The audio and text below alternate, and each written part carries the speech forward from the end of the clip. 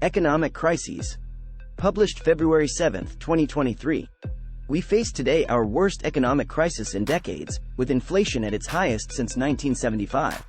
Such crises are a way of life for us, with 25 seen since 1947. Rich states see crises once a decade due to both private and public sector acts. Bad private investments cut GDP growth, as do bad fiscal or monetary policies, as in 2008. The triggers for our crises are not low growth due to private sector acts, but oddly, high growth induced by elite rulers. Growth sustains and doesn't induce crises if driven by high investment and productivity via reforms, as in East Asia and Bangladesh, where growth lasts long, unlike our spurts of 2 to 3 years. Forget East Asia. Our investment GDP ratio is only 15% against even South Asia's 30% average. Our productivity is low even regionally. Our growth is fake, driven by high money supply growth and external and fiscal deficits rigged by rulers who avoid reform. This causes high inflation, low foreign reserves, and a need for IMF loans that demand depreciation, high interest rates, and cuts in twin deficits. This causes a big fall in growth the next year, coincidentally under a new regime all 4 times since 2000, which was then wrongly blamed for them by all, even the last culprit regime. Half of the 23 IMF loans since 1958 came after a growth of 5% to 9% as foreign reserves fell by 25% to 50% despite and due to high growth given low exports. Even in the much-praised Ayub era that saw 3 IMF loans, the export GDP ratio was only 7%, peaking at 16% in the maligned 1990s. The 4 regimes since 2000 all left a need for urgent IMF loans for the new setups even without global recessions, as the 2008 global and 2022 Ukraine crises mainly hurt the new rulers. I compared each regime's crisis via GDP growth, inflation, interest rate, and fiscal and external deficit in their last year, fall in foreign reserves and rupee values in the last 6 months, and imports reserves ratio in the last month. The PTI was responsible for the worst crisis, followed by Musharraf. The PMLN contributed the mildest one in 2018.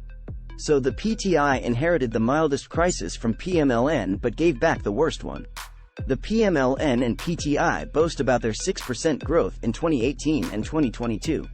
Both were of low quality, driven less by investment, exports, and industry and more by high money supply and twin deficits.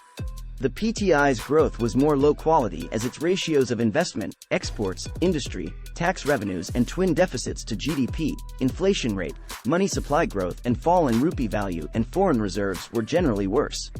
Imran Khan's decision to replace Hafiz Sheikh with Shaukat Taran to up growth before elections started the crisis. Growth was near 6%, but this was due to high money supply growth and twin deficits.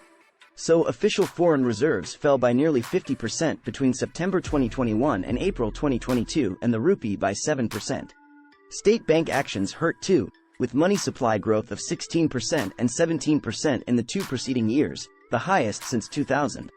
The PMLN made it worse by its initial inertia and later Isaac Dar's big follies, as did the Ukraine crisis and the floods.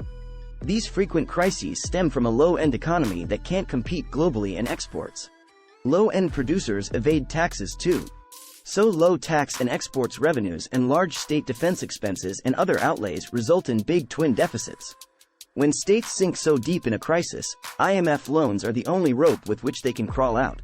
The IMF demands to cut the twin deficits and money supply are a must to end the crises, but they will harm the poor. Some IMF policies are controversial in the extent of their harshness. They impose austerity when the poor can't afford it. The shock therapy doesn't ensure, and often even harms, long-term growth.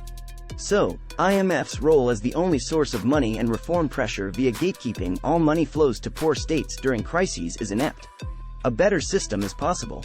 Reform pressure must accrue proactively in normal times via a gatekeeper system built on bigger flows of multilateral and commercial loans, investments by rich Gulf states and China, and aid and debt write-offs by rich states for harming the poor ones via their activities responsible for climate change.